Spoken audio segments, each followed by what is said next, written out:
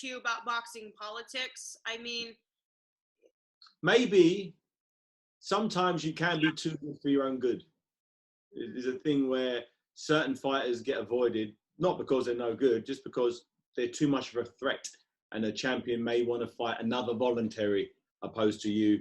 I remember Ronald Winky Wright. You know, he got heavily avoided for years and years and years. So did Marvin Hagler. He was avoided for forever. Lennox Lewis was avoided by Riddick Bowe. He was avoided by so many fighters. I think it's a stripe that I think it's like he should take it as a compliment that he's the fighter out there. You know, he's got one blemish on his career. He's had an amazing run of victories, and not just boring victories. I'm talking good, you know, entertaining fights. You know, fights. Even this fight with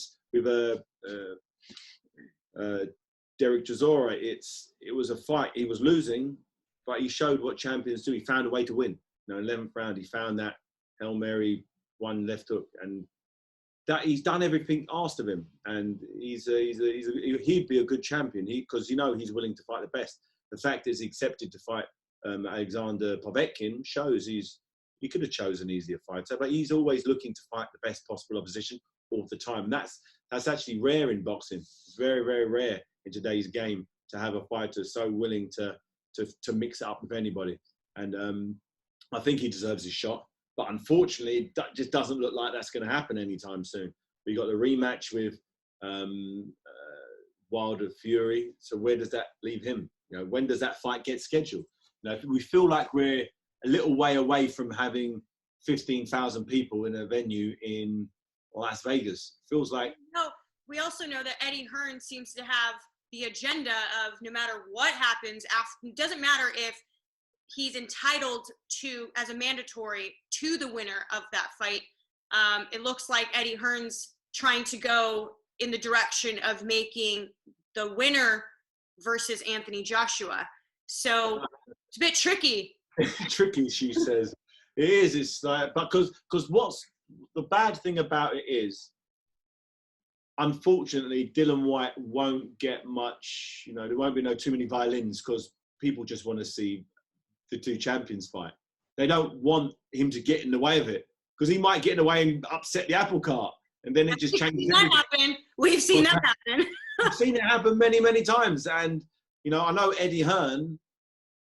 When it comes to sliding in, you know, the fight that Eddie Hearn, the fight that, you know, Frank Warren won is the biggest possible fight in the history of boxing. It's Anthony Joshua and Tyson Fury. That's the fight we all want. Are they going to risk a dangerous fight, a mandatory challenger against, you know, Dillian Whyte, who's shown everything needed to show to say he can cause an upset? If you saw the way Andy Ruiz Jr. cause an upset, Dillian Whyte can definitely cause an upset when he's in shape, when he's motivated. He can be a big problem. He's also he's actually training. You know, Ruben Tabarez is his strength and conditioning coach as well. So he's taken everything 100% seriously now. So if you know, Ruben was in my corner when I won the heavyweight title, so he's got all the bits in place to take him to that next level. He just needs the opportunity, and I just don't think people are going to care that he gets put to the side. I care because I'm a. Yeah, you care because you. But as much as you care, you ain't gonna lose any sleep seeing AJ and Tyson Fury fights. Oh, that's really bad for him. But I need to get my ringside seat for this one. This is gonna be great. And that's the horrible thing. Now he's gonna be telling everybody, I deserve my shot. And people who know about boxing are like, we agree. It's terrible. It's disgusting. You deserve your shot. But I'm happy it's actually happening.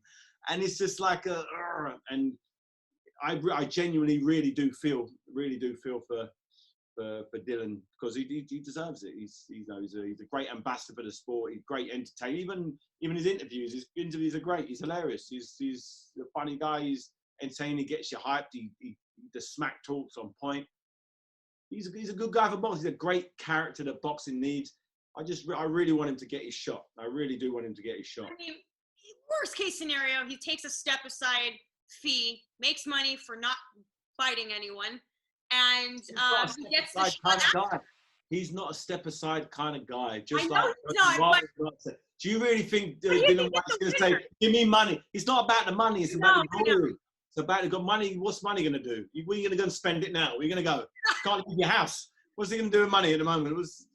No, I get it. But worst case, what I mean is you'll get, if he can get a guarantee at the winner of that fight. And I'm not sure that you get step aside money if you're having a unification fight, even if you're the mandatory. I think a unification fight supersedes the mandatory position. That's what I always was led to believe. And he might just get, they might give him like a super duper WBC title. You know, when you got the silver one at the moment. Yeah. You might make it the gold one or the platinum one and say, yeah, this is like the next. I don't know. David. Too many belts to go around. It gets to a point where there are so many belts, it just becomes who's number one. It can be only number one. We always knew Usain Bolt was number one because he won everything. You know, can you imagine if there was a bunch of other belts, other titles out there that he didn't win, and someone else was claiming to be the fastest man. You got that time. You can't beat. Boxing doesn't have that. It's down to opinions, and when there are opinions can be influenced. Opinions can be argued. You know, they can be manipulated, and that's what makes boxing a bit frustrating, and it's what makes it also great as well. So, because it's unfair, and I don't know.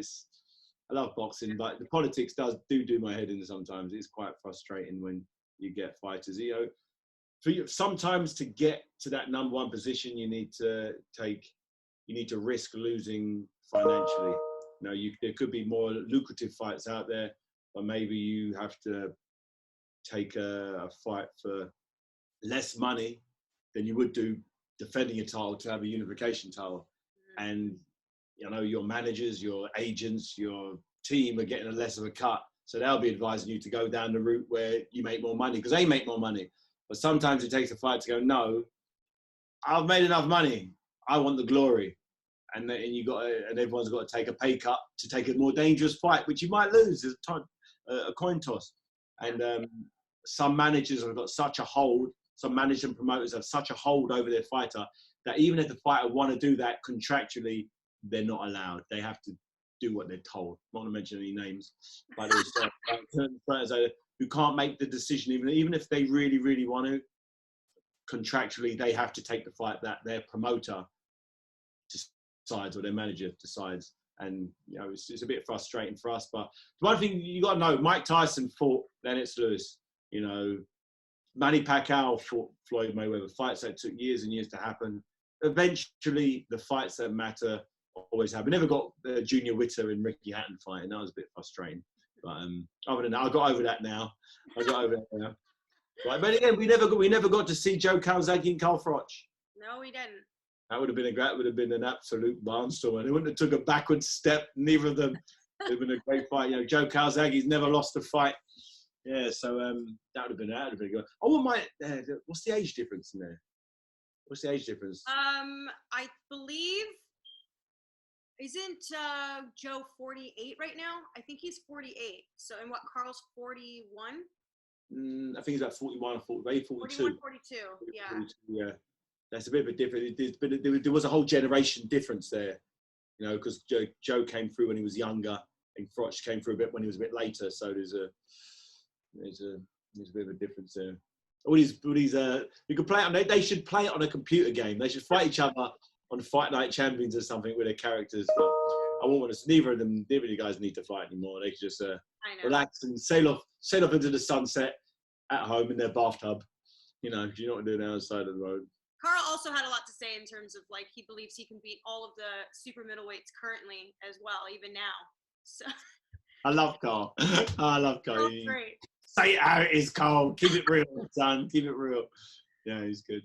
Yeah. I tell you what, it's really Carl. He keeps himself in good shape. He's a healthy guy. So there are certain fighters that can come back after long periods and still have it. He's definitely going to be one of them. I always thought Chris Eubank as well. He could probably come back and beat most of the super middleweights. Serious. Right today. Who else? What other fight? Wasn't there talk of him coming back anyways. Yeah, I think they were talking about a possible Nigel Benn fight. But the thing is, it's getting through training camp. When they're in the ring, they can fight for 12 rounds. It's getting through the training camp, sparring the younger guys, doing the running, you know, to hit the pads, the bags, the conditioning, the weight training. The body is just, you know, it just takes. So it took its toll on my body really, really heavily, and it's taken probably a year for it to just simmer down, and a year and a half to really get back to how I used to feel, you know, before I started smashing my body to bits, fighting these goddamn giants. Well, you know what? Congratulations on David versus Goliath. As you guys know, you can watch on Amazon right now. Go and watch it on Amazon. It's great.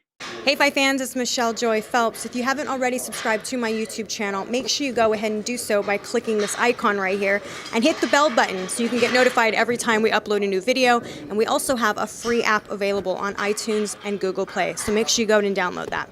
Bye Fight fans.